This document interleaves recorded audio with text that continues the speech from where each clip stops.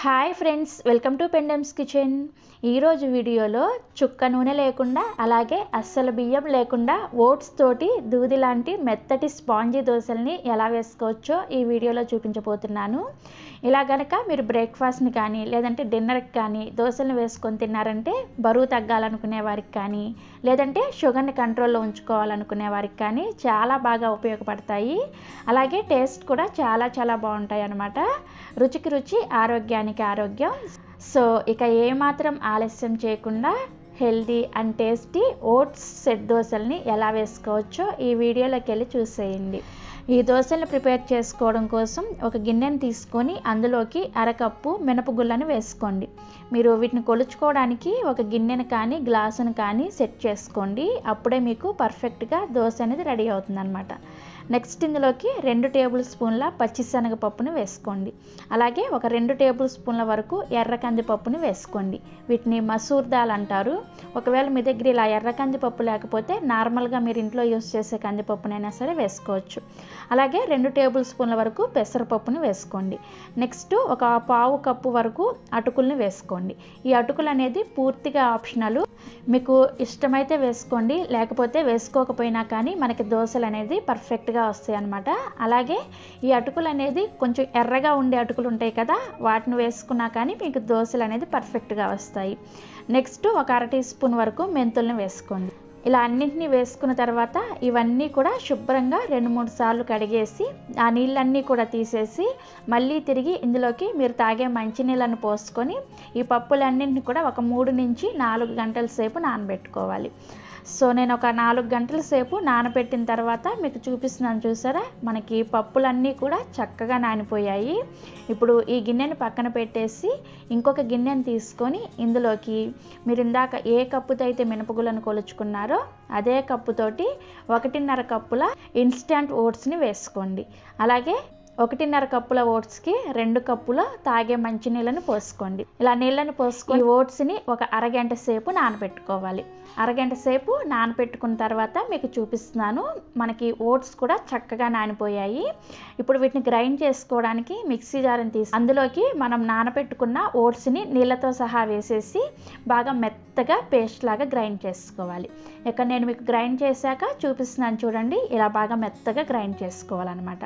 ఇలా గ్రైండ్ చేసుకున్న పిండిని ఒక గిన్నెలోకి వేసుకోండి. నెక్స్ట్ ఇదే మిక్సీ జార్లోకి మనం ముందుగా నానబెట్టుకున్న పప్పులన్నింటిని కూడా వేసుకొని ఈ పప్పులను గ్రైండ్ చేసుకోవడానికి మనం నానబెట్టుకున్న నీళ్ళని కొంచెం వేసుకుంటూ ఈ పప్పులను కూడా వీలైనంత మెత్తగా గ్రైండ్ చేసుకోవాలి. సో పప్పులు కూడా గ్రైండ్ చేసిన తర్వాత చూసారా, ఇలా బాగా మెత్తగా ఉండాలన్నమాట. ఇలా గ్రైండ్ చేసుకున్న పప్పుల మిశ్రమాన్ని కూడా మనం ముందుగా ఓట్స్ని గ్రైండ్ చేసుకొని ఒక గిన్నెలోకి వేసుకున్నాం కదా, సేమ్ అదే గిన్నెలోకి వేసుకోండి. వేసుకున్న తర్వాత ఇప్పుడు ఈ 2 పిండిలు కూడా చక్కగా కలిసేటట్లుగా మీ చేత్తోనే ఒక 2 నిమిషాల పాటు కలుపుకోండి. ఇలా చేత్తో కలుపుకోవడం వలన మనకి పిండి ఫర్మెంటేషన్ అనేది బాగా జరుగుతుంది అనమాట. సో ఒక 2 నిమిషాల పాటు ఇలా కలుపుకున్న తర్వాత దీని మీద మూత పెట్టేసి ఈ పిండిని ఒక 8 గంటల సేపు పులియబెట్టుకోవాలి.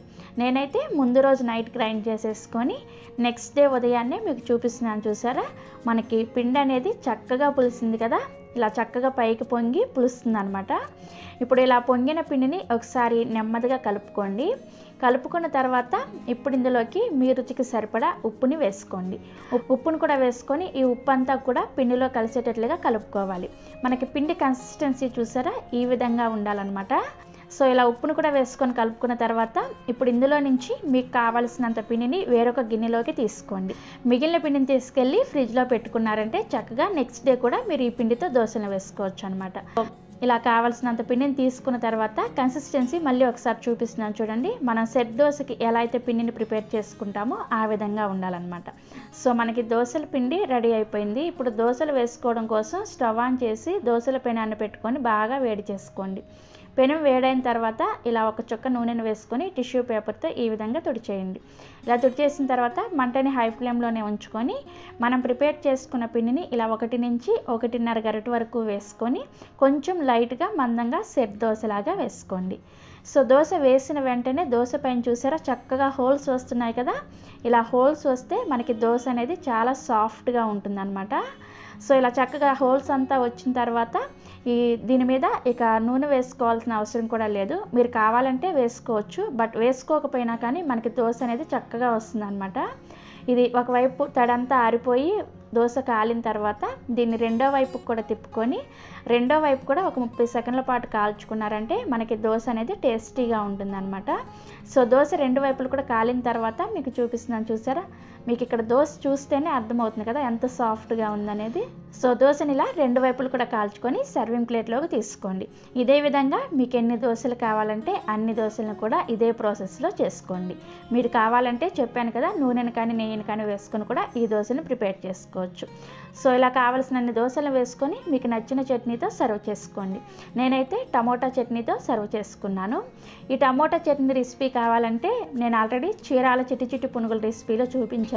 ఆ వీడియో లింక్ని ఈ వీడియో కింద డిస్క్రిప్షన్లో ఇస్తాను, ఒకసారి చెక్ చేయండి. సో దోశలన్నీ వేసుకున్న తర్వాత ఇక్కడ నేను మీకు ఒకటి చూపిస్తున్నాను, చూసారా?